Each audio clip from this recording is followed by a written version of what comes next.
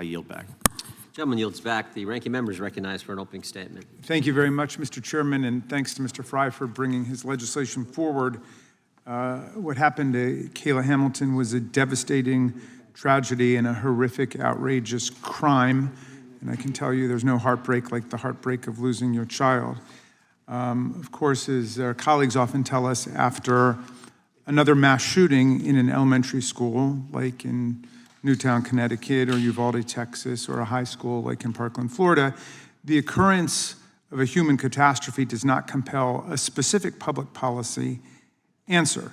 Even the most obvious ones, like banning military-style assault weapons or imposing a universal violent criminal background check, every bill has to be defended on its merits. This legislation is an example of a policy response that is a non sequitur. Using the horror of Kayla's death as its premise, the majority has drafted a bill that seems to put politics first, not children, not parents. For example, the bill requires that all unaccompanied children over the age of 12 be strip searched so that a government agent or handler can inspect their bodies for tattoos, and specifically images that the agent might interpret to be a gang-related tattoo. If such tattoos are discovered, the children are then to be detained in a secure facility, essentially sending them to prison. Remember that tattoos are common, with 1/3 of Americans and people all over the world having them, and a higher proportion among young people. Our immigration agencies are notoriously bad at interpreting the meaning of tattoos. We all remember when the Trump administration claimed that an autism awareness tattoo meant that Neri Jose Alvarado Borges, a baker and asylum seeker, was a member of Tren de Agua, and carted him off to the notorious Salvadoran gulag, CICAT. Kayla Hamilton, incidentally, herself had autism. The bill also requires that any child with an arrest record, not a conviction, but an arrest record related to gang activity, be detained in a secure facility. This sounds reasonable at first until you think of the societies where these kids might be coming from and the criminal justice systems that we would be relying on. Under the bill, a teenager arrested by Maduro's dictatorship in Venezuela, or Putin's regime in Russia, could be placed in jail simply for having protested for democracy and then being branded a gang member by Vladimir Putin, who we all remember called Alexei Navalny a gangster and a criminal. This bill does not define gang activity in any way. Remember, the Trump administration sent Jersey Reyes Barrios to CICAT. Barrios was a professional soccer player who had protested against the Maduro regime and was detained and tortured by government agents before he sought safety and refuge here in the United States. He was sent to CICAT after being accused of being a gang member by the Maduro regime, and the only evidence for his imprisonment here was a tattoo on his body, a tattoo of a soccer team logo, something that millions of people have all over the world. That was the basis for describing a professional soccer player as a gangbanger. The legislation also gratuitously attacks immigrant families. It says that children cannot be placed with a sponsor unless they are a U.S. citizen or a lawful permanent resident.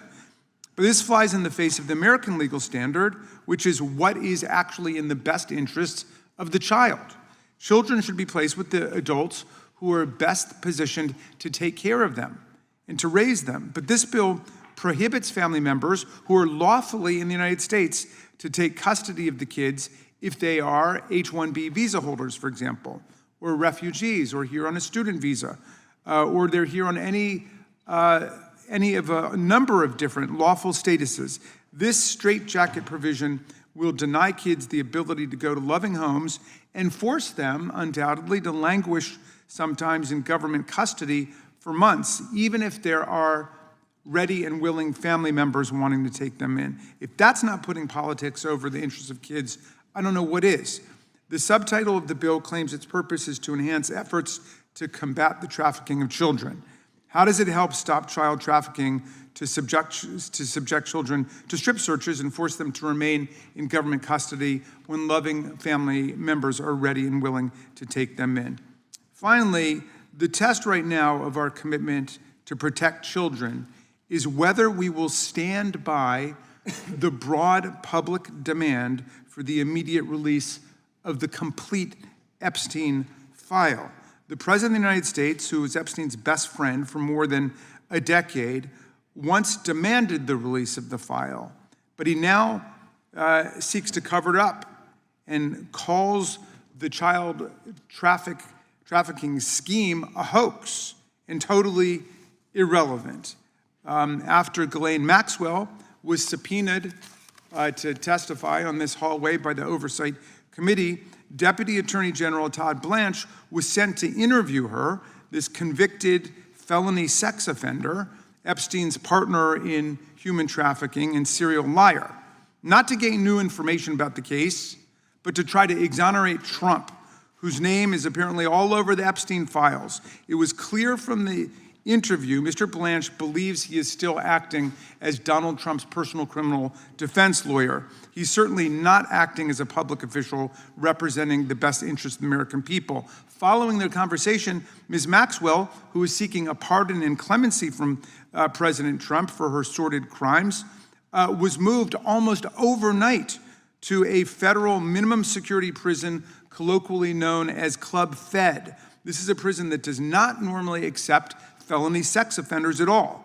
She skipped the entire process of having to prove that there is some compelling justification for transferring her from one prison to another, an extraordinarily difficult process that ordinarily takes 6 months or more to happen, and she was moved pretty much overnight to this special cushy prison. Meanwhile, our friends across the aisle, with a few notable and honorable exceptions, including Representative Massey, a member of this committee, Representative Boebert, Representative Green, and Representative Mace, are essentially passively participating in Trump's cover-up and dismissing the demand of the survivors, the victims of Epstein's crimes, who are demanding a complete accounting and release of the total Epstein files.